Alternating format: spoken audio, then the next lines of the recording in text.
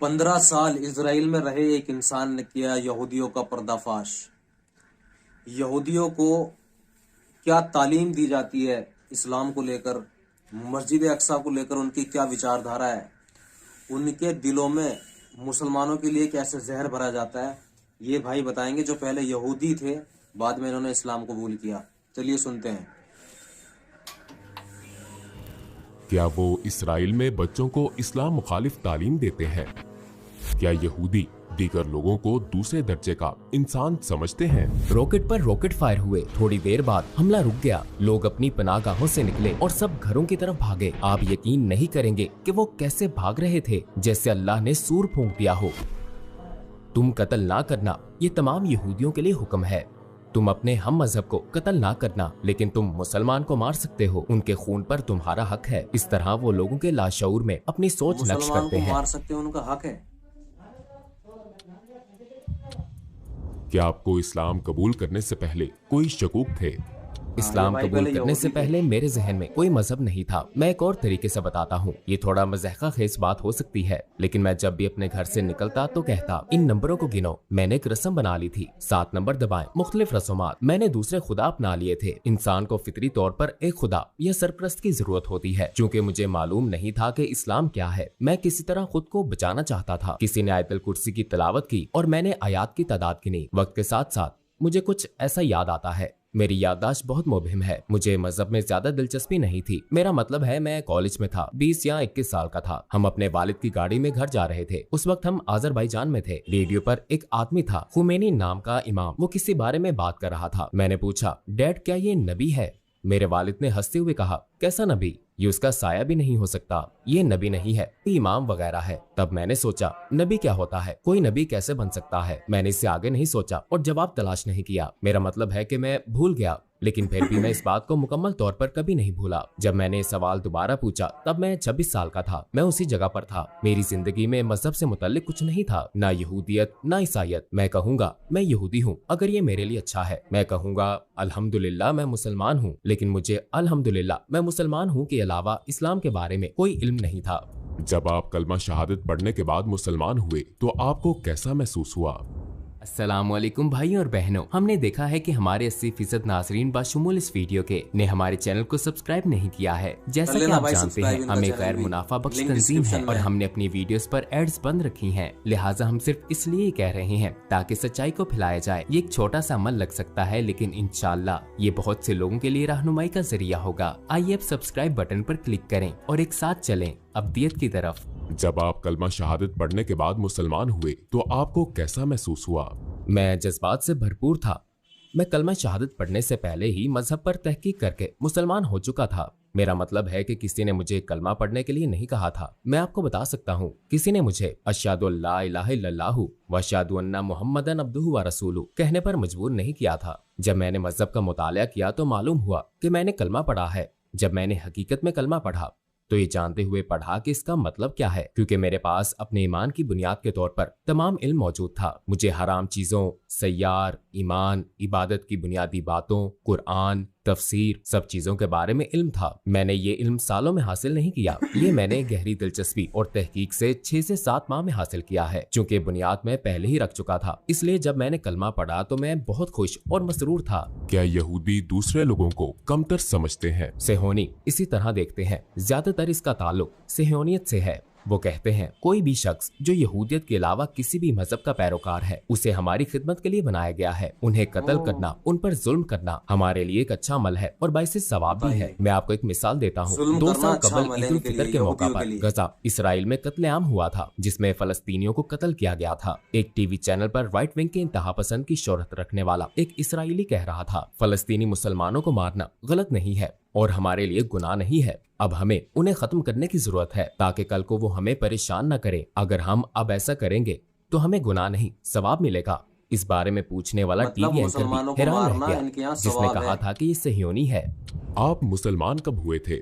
आपने मुसलमान होने का फैसला कैसे किया? जिस्मानी और रूहानी तौर पर मुझे काफी मुश्किल वक्त देखना पड़ा। ये एक महफूज पनाहगाह है। ये मुझे हराम चीजों में नहीं मिली।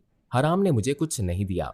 मेरी महफूज पनाहगाह एक ऐसी चीज है जिसने मेरी रूह को मुतमईन किया, जिसने मुझे मुकम्मल तौर पर मुतमईन किया। वो चीज इस्लाम थी। एक वक्त ऐसा था जब मैं आजमाइश से गुजर रहा था और ये आजमाइश सही नहीं जा रही थी। मैंने खुद से कहा, मैं हर रोज गाने और बहुत सी दूसरी चीजें सुनता हूँ, तो एक बार इस तुर्क इस्लामी आलिम को सुन लेता हूँ और देखता हूँ कि वो क्या कहता है। तो इस तरह मेरा इस्लाम से तारुफ हुआ। नबी कैसे थे, मैंने सैयार के बारे में, रसूल सल्लल्लाहु अलैहि वसल्लम की जिंदगी के बारे में ये टॉक शो सुनकर इस्लाम सीखा। इस तरह मैंने अपने मजहब के बारे में सीखा। यहाँ तक कि मेरे दोस्त कहते हैं और मैं इसकी तस्दीक करता हूँ, मैंने YouTube से मोटरसाइकिल पर हेडसेट लगाकर अपना मजहब सीखा। मैं आपको ये बता सकता हूँ क्योंकि मेरे पास यही फारिग वक्त होता था। मुझे किताबें पढ़ने की आदत नहीं थी। सबसे पहले मैंने इस बारे में बातें सुनी कि हमारे नबी सल्लल्लाहु अलैहि वसल्लम कौन है और सहाबा कौन थे। मैंने 1.5 माह बाद नमाज पढ़ना शुरू की और बाद में 2 माह बाद मैंने दिन में 5 वक्त नमाज पढ़ना शुरू कर दी। 1 साल बाद मैंने रोजा रखना शुरू कर दिया। मैं समझ गया था कि रोजा क्या होता है। मैंने रोजमर्रा जिंदगी में हर घंटे में आहिस्ता आहिस्ता और सब्र से अपनी सीखी हुई हर चीज पर अमल करना शुरू कर दिया। इस तरह मैंने इस्लाम को पाया। जब से मैं मुसलमान हुआ हूँ, मैं बहुत खुश, निडर और मजबूत महसूस करता हूँ। मुझ में एक एनर्जी आ गई है जो ये फराहम करता है। क्या वो इसराइल में बच्चों को इस्लाम मुखालिफ तालीम देते हैं? इसराइल में सबसे संजीदा टीचर टीवी है। मेरा मतलब है टीवी।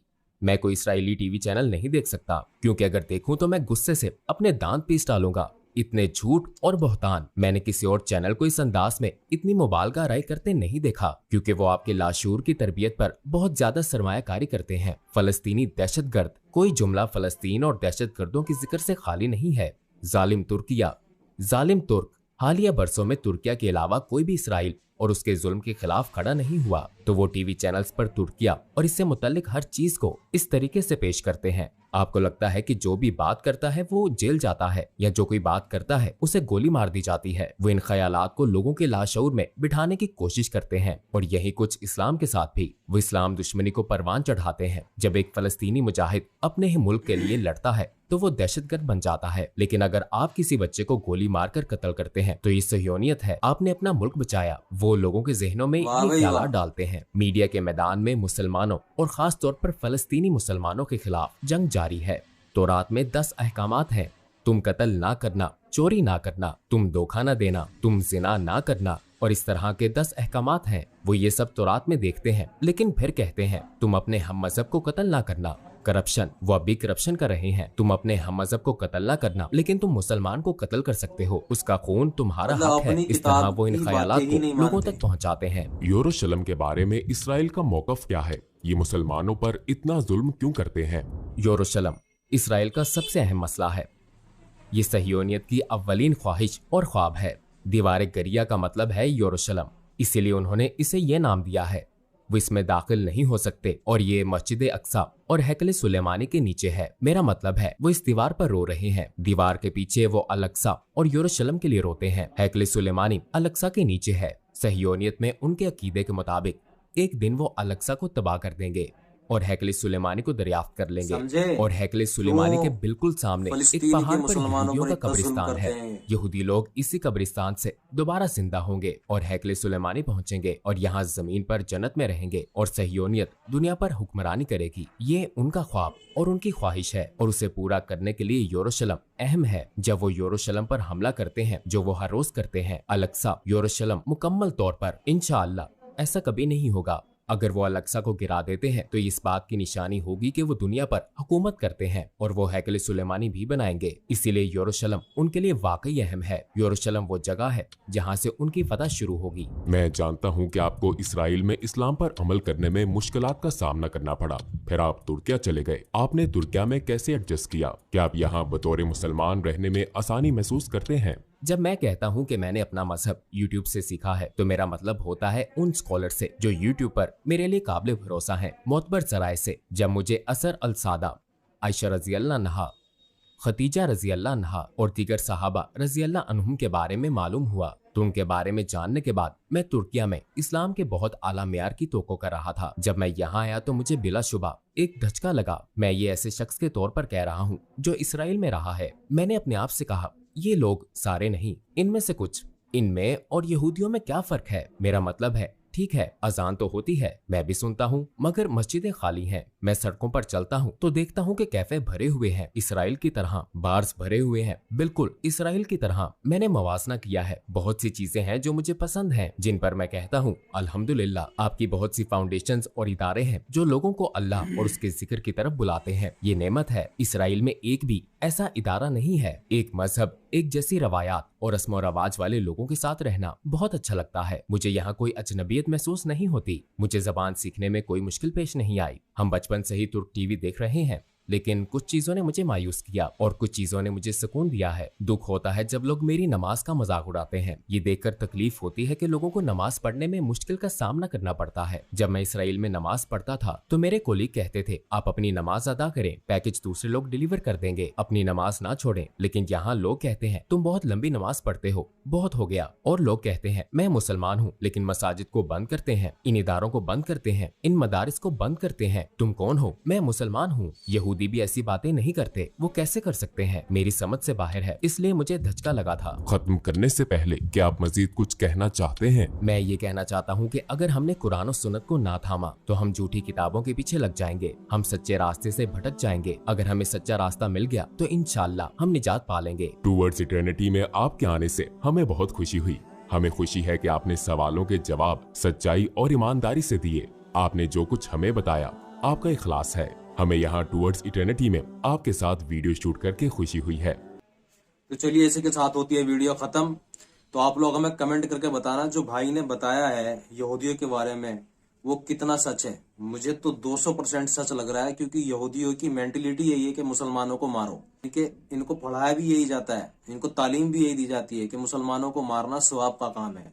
तो चलिए, इसी के साथ, और हाँ, ओरिजिनल वीडियो का लिंक डिस्क्रिप्शन में है। अगर ओरिजिनल वीडियो देखनी है तो लिंक डिस्क्रिप्शन में है, वहां पर जाकर देख सकते हैं और उनके चैनल को भी सब्सक्राइब कर सकते हैं। उसी के साथ साथ मेरा चैनल भी सब्सक्राइब करें और शेयर करें वीडियो को, कमेंट करना ना भूलें।